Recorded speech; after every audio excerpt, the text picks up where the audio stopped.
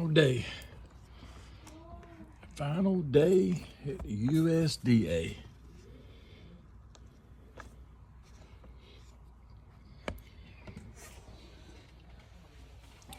Day's been a good one. I've enjoyed the staff here behind the scenes of the USDA.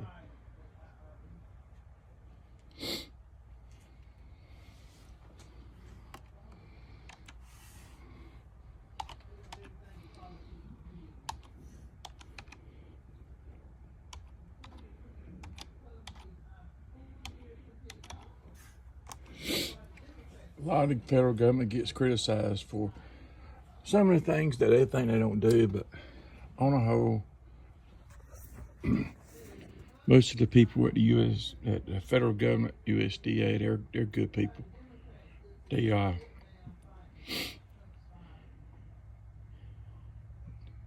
have challenges. A lot of times when you see what you see in the news, it's way late or either way early. Just like now, there's a program money that was appropriated by Congress for farmers, and we don't even have the information yet. So, it's kind of behind. A lot of people call here and wanting to know about the new program, and we don't have the information. But today is my last day, like I said, at the USDA. I was hired on as a full-time temp, and I knew that this day was coming. Most of the time, it's they tell you it's every October. You decide if you're going to be on another year, but because of the continuing resolution, it went from October to December 31st and to now till March 14th. And as a lot of people don't realize, hold on one second.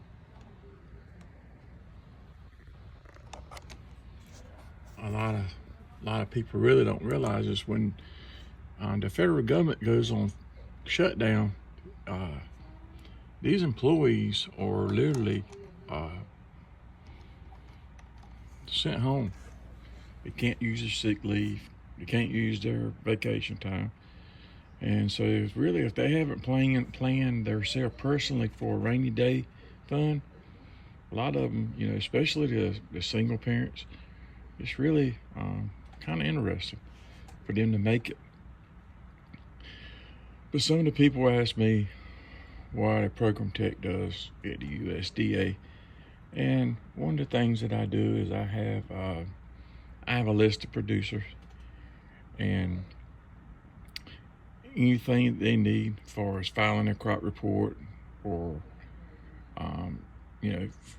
anything as far as the subsidy programs, if there happens to be one going on, we pretty much do the paperwork and process everything that the farmer needs.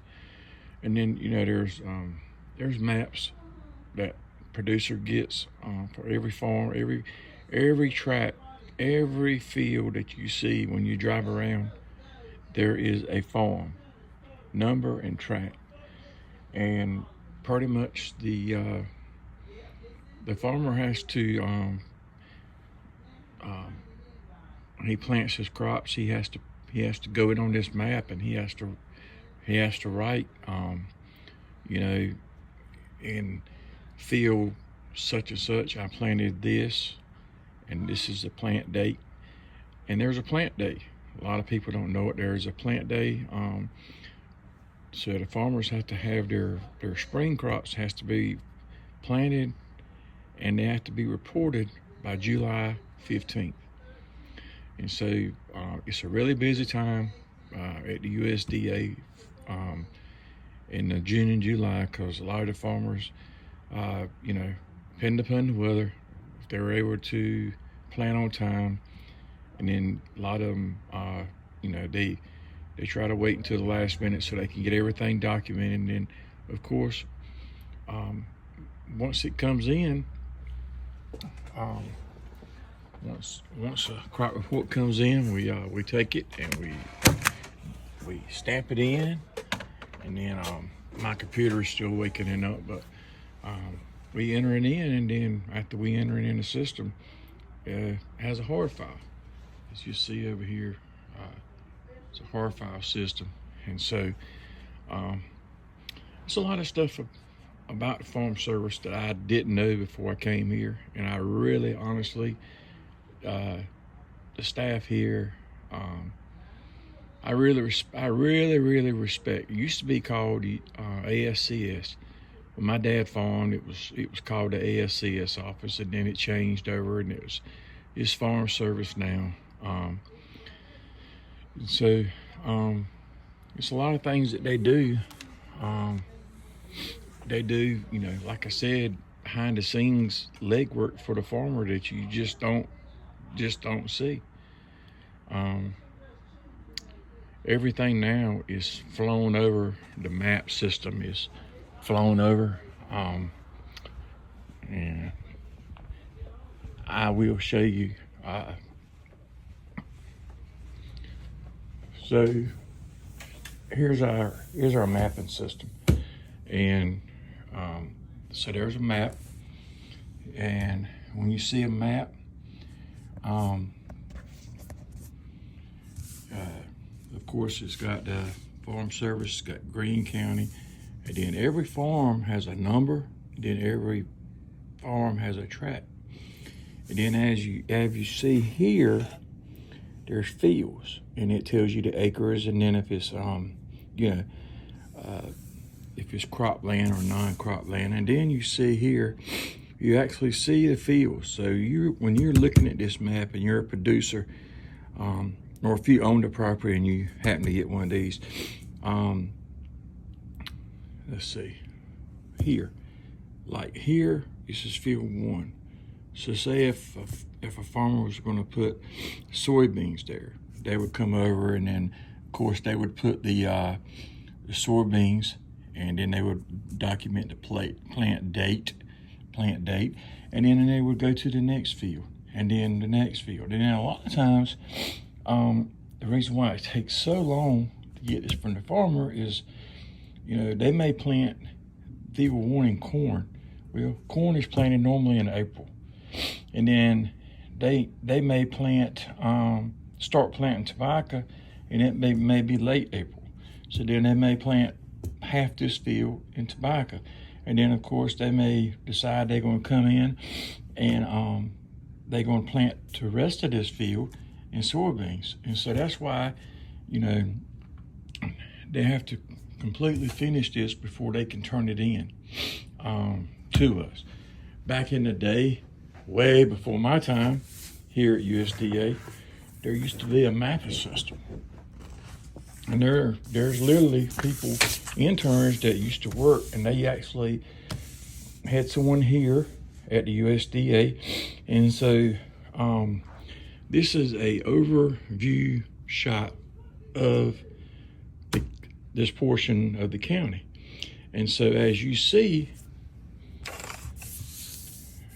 this is the up version. This is the part that's flown over, and this map was updated. It was flown, it was created on the 23rd, the 18th, 2023, and it was flown in 22. So here's the date version, and we have this on the computer. This is what they used to do back in the day. So, of course, they have the same information, as you can see. They have the tract numbers of each farm, and then they have the fields in each farm. And then some of the stuff, we still have to go back to this if it's an older farm, because as you see, I mean, literally this is just basically if you were flying over an airplane, this is what you would see. And back then, it was all kept. Kept in order, and of course, And then we have our filing system. Every producer, they had their file. And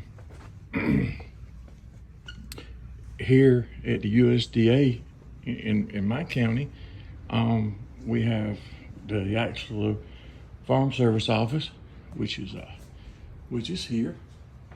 And then we have the loan. This is our loan office, and it's just opening up. I'm an early employee, so the office doesn't open until 8, but I come in at 7 and get a lot of stuff done. And also in our office here in mostly every county, there's NRCS. So NRCS here is in the same building. NRCS has a lot of programs, and there's a federal version of the NRCS, and then there's a state version. But then there's a lot of programs, that if you own land,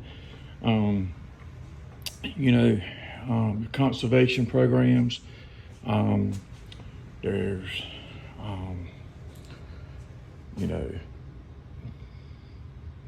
for instance, if you have erosion problems, and then there's every program that can possibly be. I tell some farmers there is a program for if you own a farm and you want